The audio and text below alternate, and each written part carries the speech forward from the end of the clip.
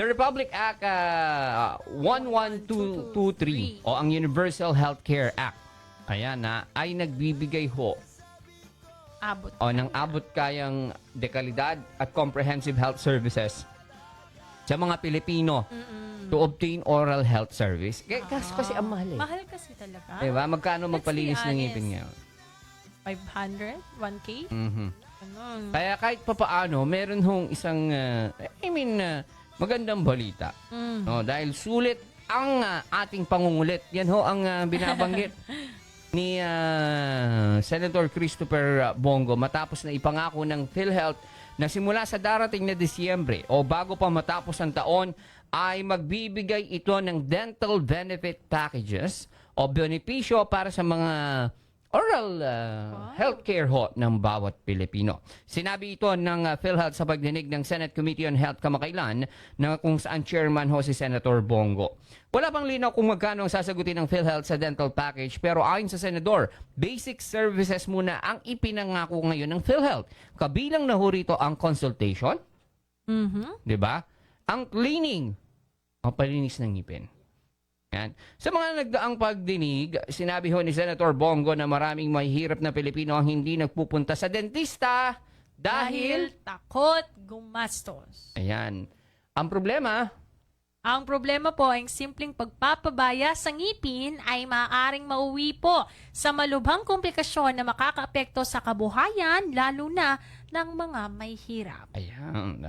Paulit-ulit ng sinisingil ni Senator Bongo sa Senate hearing ng PhilHealth dahil sa pangako nitong pagpapaganda ng serbisyo at mga benepisyo. Dahil din sa pag-iimbestiga ni Senator Bongo ay nabunyag na may 500 billion pesos palang reserve fund ang PhilHealth. Di ba ang binabanggit ni Congressman Wilbert Lee dahil doon sa lower naman sa Congress, isa ho siya doon sa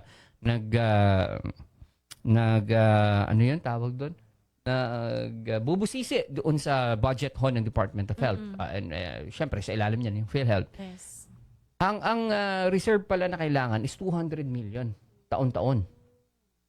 Na billion. Bilyon. Taon-taon ng PhilHealth. Oo. Eh ang reserve pala nila pang 2 taon na. Oo nga. Diba? Actually, lagpas pa nga.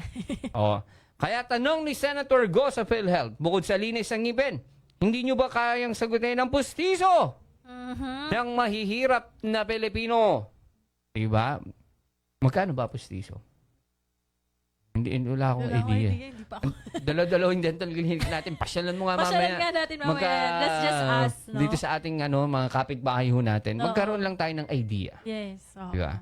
Kaya nga, yung iba may mga proyektong ganito. Lalong-lalo na yung mga politiko na dentista. Hindi, totoo naman. Totoo naman. Totoo naman. Merong isang bayan dyan, bago halalan, pinapasurvey niya lahat ng mga matatanda. Papagawa niya ng pustiso. Wow.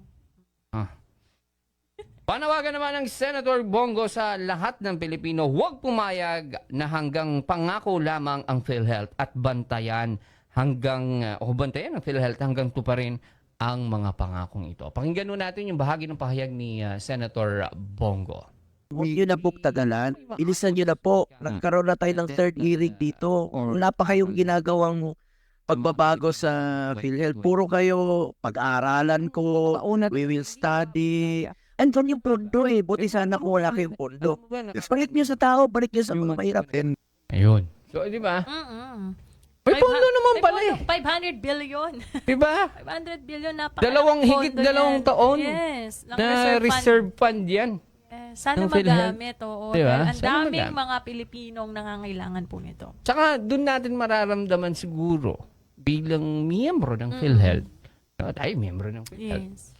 Na comprehensive talaga itong health package na binibigay. Di ba? Unang hinihiling nga dyan baka pwede nang isama yung mga laboratory and et cetera, et cetera. O napag-iiwanan pa yung health Dental. oral dental health care.